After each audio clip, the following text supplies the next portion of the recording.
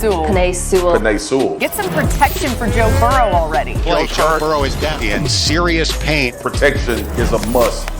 It's slow today. This is an easy selection, Cincinnati. Focus on the line. Get Penei Sewell.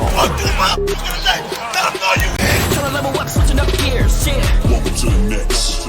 All right, it's time for some quick reads, and we bring in our O-linemen to break down some of the best offensive linemen in the draft. Jeff Saturday, you're first. Let's begin with Oregon left tackle Penei Sewell. Yeah, listen, when you talk about a guy who is a complete left tackle, this is the one, right? You think about the Cincinnati Bengals and what they need. You literally saw Joe Burrow get carted off, a few months ago. He's a road grader in the run game. I like his tenacity. I like his fit and finish. He's polished in the pass game, but this guy can do everything you need him to do. And I know they have Jonah Williams in Cincinnati. Whether you move him inside or move someone else around, you can bolster this offensive line and give Burrow that protection he really needs and deserves. Yeah, Jeff, I'm going to go for the Carolina Panthers. I'm going to go with Rashawn Slater, the guy who really flourished with the Northwestern Wildcats, played multiple positions, did a fantastic job in the Big Ten. And if you're Carolina, particularly with Sam Darnold, you traded for Sam Darnold, you need a guy that's going to protect his blind side and give Christian McCaffrey the necessary lanes to really do his thing. So for me, it's Rashawn Slater. I'm going Christian Darrisaw to the Washington football team. I think this is a great fit, right? Virginia Tech guy, staying close, all the things that implies. But again, Washington on the defensive line front is dominating. They need to have that same emphasis on the offensive line, where Coach Rivera understands that, knows that. He can be on the left side, he can be on the right side. You can kind of move this guy around, put him inside if needed. I think he's a great pick for the Washington football team at that slot at 19.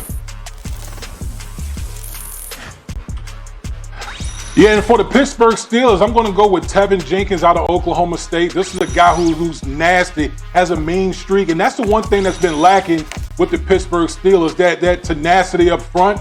This was one of the worst rushing attacks in the National Football League. Relied on Big Ben too much. Their passing game was basically an extension of the running game, so they need some young blood up front to really get after the line of scrimmage. That's what Pittsburgh Steelers football is all about. That physicality in the AFC North.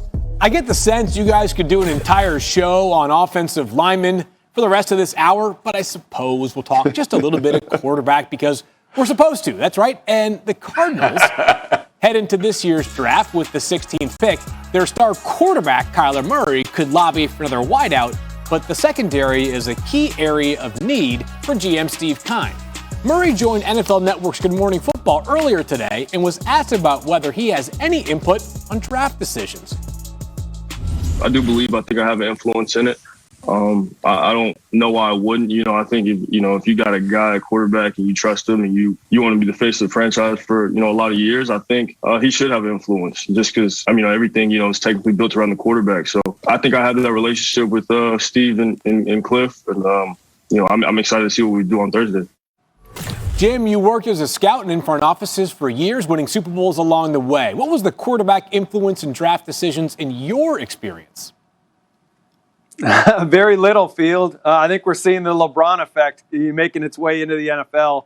I don't totally disagree with the premise of it, but a couple of the teams I worked for had Tom Brady and Russell Wilson, and at no point in those draft meetings was it ever brought up what the quarterback wanted or what his input was. So I haven't experienced that. Maybe that's the way we're going in the NFL, but based off the last 20 years in the rooms I was in, the quarterback's input was never brought up. Yeah, and you were with quarterbacks like Tom Brady and Russell Wilson, a couple of decent signal callers in their own right. Key, I want to ask you, should quarterbacks have an influence in draft decisions?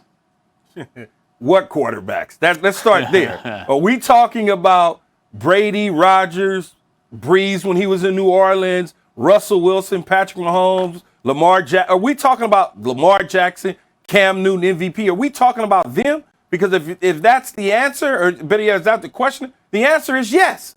Absolutely, 100%. But if we're talking about Kyler Murray, then no.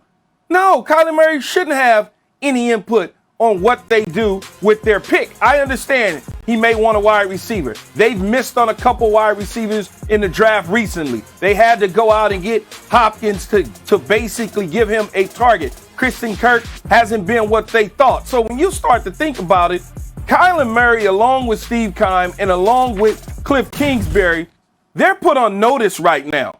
It's either make it to the playoffs or bust. So there's a lot of pressure coming out of the desert for the Cardinals to do some magical things in a tough division. When you talk about, hey, I'm supposed to be the face of the franchise, well, the face of the franchise today. We all know when a new coach comes in there, he's going to pick his quarterback like we always see and run an entirely different system. I can't envision a new head coach taking over and saying, hey, I want him as my quarterback when that system hasn't worked in the National Football League. Interesting. Well, we do know this much. Kyler Murray's off to a special start in his career. Perhaps that will be appealing. Maybe it takes him to the next level this year. As last season, he set an NFL single-season record with 9 games where he had both a passing and rushing touchdown. Speaking of quarterbacks, more to come. And coming up, the Packers general manager says they're working on a deal with Aaron Rodgers. But one of our analysts says it's a foregone conclusion that a deal will get done.